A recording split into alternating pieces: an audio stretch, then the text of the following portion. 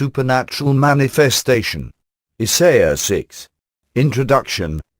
Note to the reader, please take a moment to read through Isaiah 6 first, and then ready yourself to review a few observations about this glorious supernatural manifestation.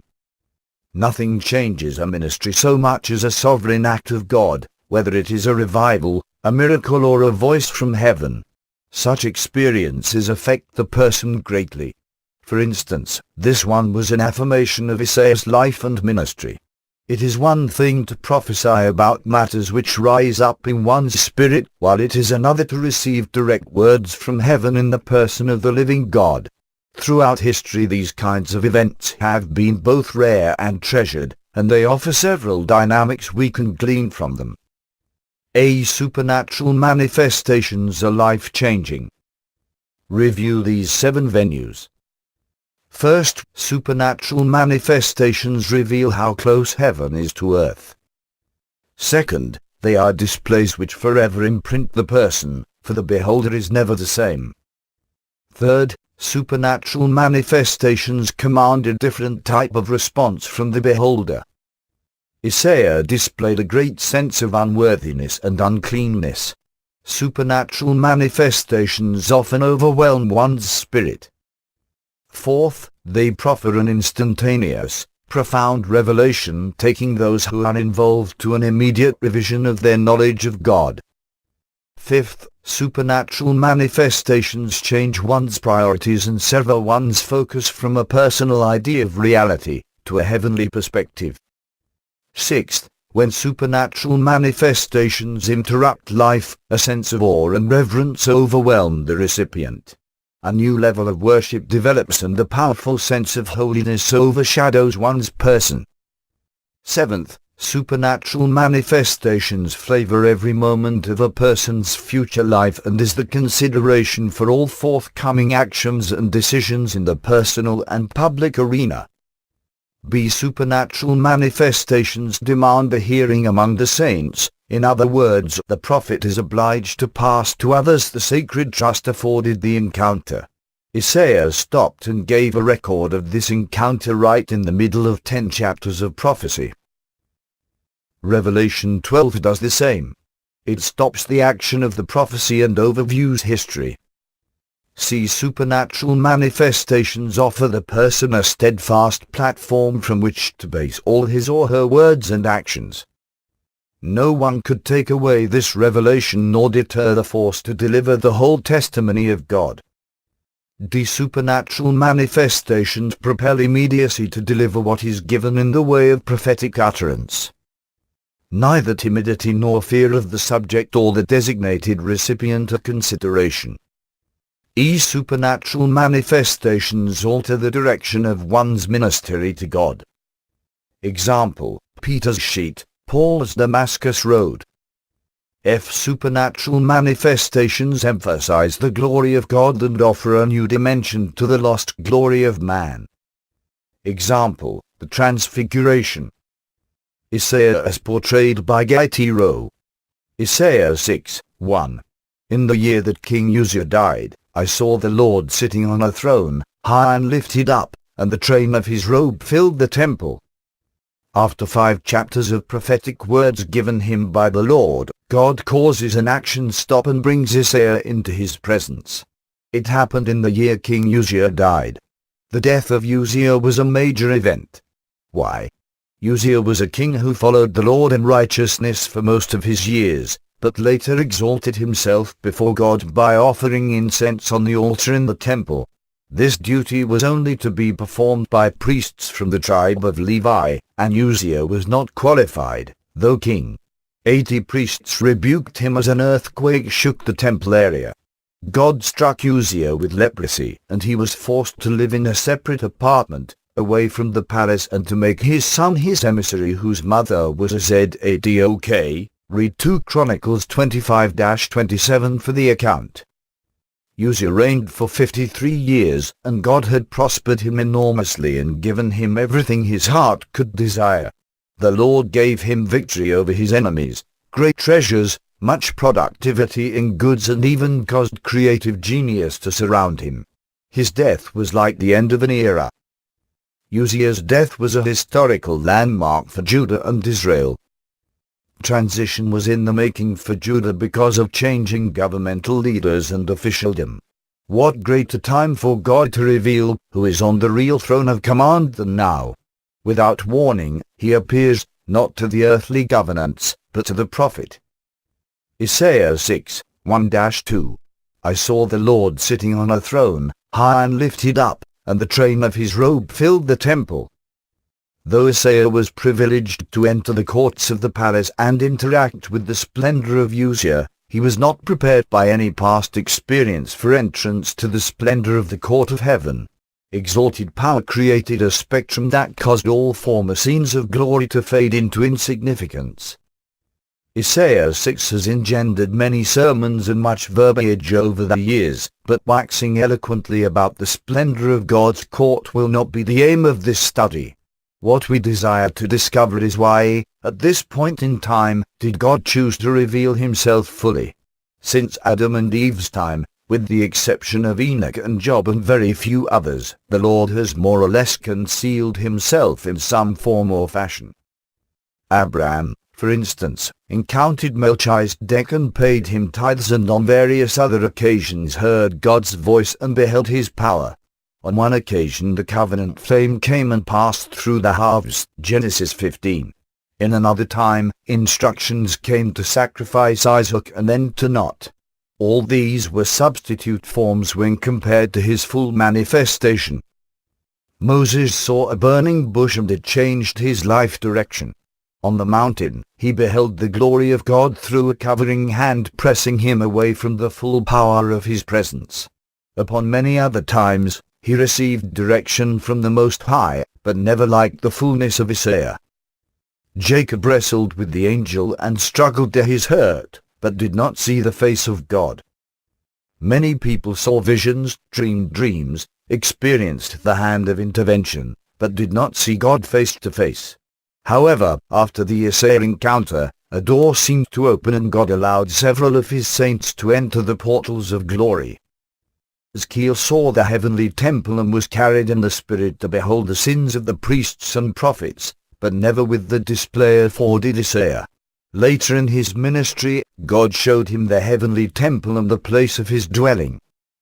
Zechariah, who also ministered during the life of Uzziah, was ushered into the judgment place of heaven and saw his filthy robes and the accusing finger of Satan. There, he experienced a personal cleansing and fresh ministry robes for his service. His life was never the same. Daniel experienced the hand of God moving across the drawing board of Belshazzar, but not the face of God. Peter, James and John were present at the Transfiguration where they heard the voice of God. John the Baptist also heard his voice. John, on the Isle of Patmos, was taken into the court of heaven by revelation. Peter's sheet of disdain came down repeatedly, but still just his voice. Paul's Damascus experience envisioned the very person of the glorified Christ. As in the case of Isaiah, once a person is ushered into the presence of the Most High, his life is never the same. Everything changes for that person, for every consideration of life revolves around that moment. Take each of the aforementioned men and see if their life was ever the same after their meeting with the Most High. In the Song of Songs, when the Shulamite saw her lover riding on a palanquin carried by 60 armed warriors, accompanied by smoke and great power, she never viewed him the same way. He was no longer the shepherd boy, but the king. Song of Solomon, chapter 3. The interaction between Isaiah and the court of heaven bears reviewing. No, not once did he call this a vision. He was there by transport, he was a participant. Isaiah 6, 1. I saw the Lord sitting on a throne, high and lifted up, and the train of his robe filled the temple. He saw the throne and all that surrounded it. The splendor was enhanced by the seraphim and their statements. Isaiah 6, 3. Holy, holy, holy is the Lord of hosts, the whole earth is full of his glory. Why are the first words heard by the prophet a trilogy of holiness? Without holiness no one will see the Lord. His directive to be holy as I am holy is not optional. Somehow, we must reintroduce the church to the God with whom they say they identify. Isaiah's God was not Jerusalem's God. Sadly, the church's God is not the God of the whole earth. Modern ecclesia hold, more often than not, to a form of idol conjured by humanizing the one for whom kingdom and power and glory belong. The songs of Zion have been lost, along with harps in the willows. Wouldn't the morning worship service get serious if seraphim showed up? The jangle of choruses undulating to the beat of a drum would fall silent if smoke filled the sanctuary and the posts of the building shook with the words "Holy, holy, holy" wafting across pulpit and pew. Holy is a greater command call than attention. Observe the difference in worshipers, should they hear the call to worship as "Holy, holy, holy." Instead of an altar call at the end of a sermon, there would be free-falling confession and humbling of spirit and cries for mercy. Then and only then would the remedy for our great national need be applied. Isaiah 6:5. Woe is me, for I am undone, because I am a man of unclean lips, and I dwell in the midst of a people of unclean lips, for my eyes have seen the King, the Lord of hosts. This confession came from a prophet. This came from a prophet who, for 5 chapters, had been faithful to deliver God's message. This confession came from a man of God, who all his life exemplified in character and lifestyle the highest form of godliness. What would your confession be? I assure you it would differ from the church's printed program. I dare say that until the audiences that gather on Sunday encounter the living God, no such confession will be forthcoming. Isaiah 6:7. Then one of the seraphim flew to me, having in his hand a live coal which he had taken with the tongs from the altar. And he touched my mouth with it, and said, Behold, this has touched your lips, your iniquity is taken away, and your sin purged. Notice how personal this encounter is. The remedy for Isaiah's sins was applied by a messenger from the throne. Remedy for us must come the same way, but not without repentance and humble contrition. The messenger from heaven, Jesus, stands ready to apply the remedy to our need, but are we willing to fall before him and cry out, I am a man of unclean lips, and I dwell among people of unclean lips? Isaiah's confession did not stop heaven's action. Cleansed people get called to service. Without contrition and cleansing there is no call. Herein lays the massive problem of the church: too little contrition and too many trying to answer a non-existent call. The airways are full of such, the bookshelves strain from piles of their useless diatribe. The proliferation of ministry organizations and non-profit endeavors is overwhelming. Lost is the one ingredient necessary to have the God kind of success. It is humble contrition. Jesus knew this and chided the Pharisees for their focus on legacy and looseness. Matt 15:7-14. Hypocrites! Well did Isaiah prophesy about you, saying, These people draw near to me with their mouth, and honor me with their lips, but their heart is far from me. And in vain they worship me, teaching as doctrines the commandments of men. When he had called the multitude to himself, he said to them, Hear and understand, not what goes into the mouth defiles a man, but what comes out of the mouth, this defiles a man. Then his disciples came and said to him, Do you know that the Pharisees were offended when they heard this saying? But he answered and said, Every plant which my heavenly Father has not planted will be uprooted. Let them alone. They are blind leaders of the blind. And if the blind leads the blind, both will fall into a ditch. The only one who can summon for service is on his throne. Far too many languish in a service that he did not commission. That, however, was not the case of Isaiah. Isaiah 6:8. Also I heard the voice of the Lord, saying, Whether his call is a Macedonian vision or an Isaiah summons, it must be heard by a pure heart and responded to by the same. Note the use of us in verse 8. Nothing substitutes for the divine call. We have lost that element sadly. Mission work is more often based on humanitarian need rather than divine order. Social ministries crowd out God's work in most religious settings. Go ye was tempered by tarry ye until you are endued with power. Now it is, we must hurry or the window of opportunity may close. God can open a door no man can close. Isaiah 6, 8-9. Then I said, Here am I. Send me. And he said, Go, and tell this people. Some say Isaiah volunteered. I say that the call was for him and no other. He was the only one standing there and he knew it. He voiced his willingness and God gave him a message. When one preaches the message God gives, one gets the response God ordains.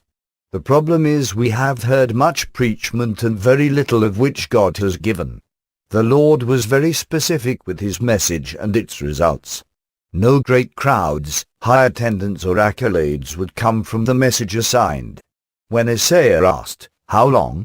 The Lord gave no termination date, only an indicator, until there is no one out there to hear it. A God-directed message will bring God kind of results. Isaiah's assignment demanded exactness and repetition. Isaiah 6, 9-10. Keep on hearing, but do not understand. Keep on seeing, but do not perceive.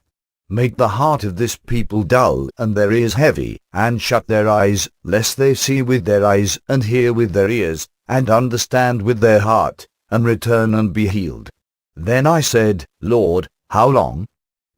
And he answered, Until the cities are laid waste and without inhabitant, the houses are without a man, the land is utterly desolate, the Lord has removed men far away, and the forsaken places are many in the midst of the land.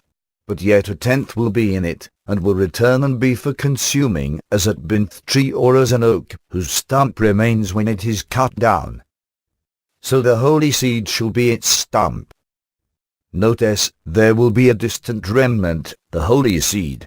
That should shout to us in these last days when so many are expecting the worst. Prepare for it, become holy.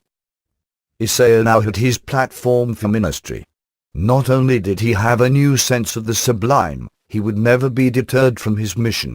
He knew the end result would be rejection by his hearers, but his job was to make sure they heard. If one will look now at Isaiah's prophecies which came after the illumination, a rather glowing difference appears. Undergirding every message he pronounced was the compact one God gave him. When God spoke, Isaiah listened and was careful to incorporate in every message those truths. He knew his audience would be held accountable, in the judgment, for every word spoken. God's commission compelled him. Who, today, preaches with such urgency? Who is he that his very being is so wrapped in his message that he groans for those who hear it and fears only one thing, not completing his task? Who weeps for the condition of the multitudes? Who confronts sin and calls for God's divine order? Look at this passage in scale to understand how important being invested really is. This scene is at the temple in Jerusalem. Scale 9, 3-7. Now the glory of the God of Israel had gone up from the cherub, where it had been, to the threshold of the temple. And he called to the man clothed with linen, who had the writer's inkhorn at his side, and the Lord said to him, Go through the midst of the city, through the midst of Jerusalem, and put a mark on the foreheads of the men who sigh and cry over all the abominations that are done within it. To the others he said in my hearing, Go after him through the city and kill, do not let your eye spare, nor have any pity. Utterly slay old and young men, maidens and little children and women, but do not come near anyone on whom is the mark, and begin at my sanctuary. So they began with the elders who were before the temple. Then he said to them, Defile the temple, and fill the courts with the slain. Go out.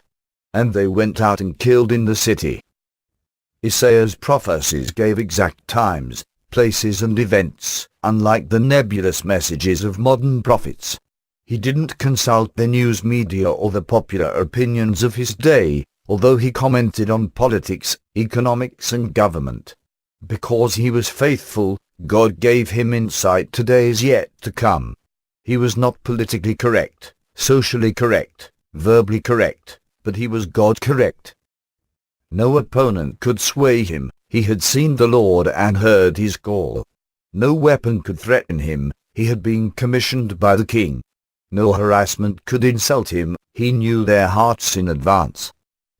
Assignment: go back and review all the listed aspects delivered at the beginning of this study and seek to apply them. The Lord will greatly illuminate you.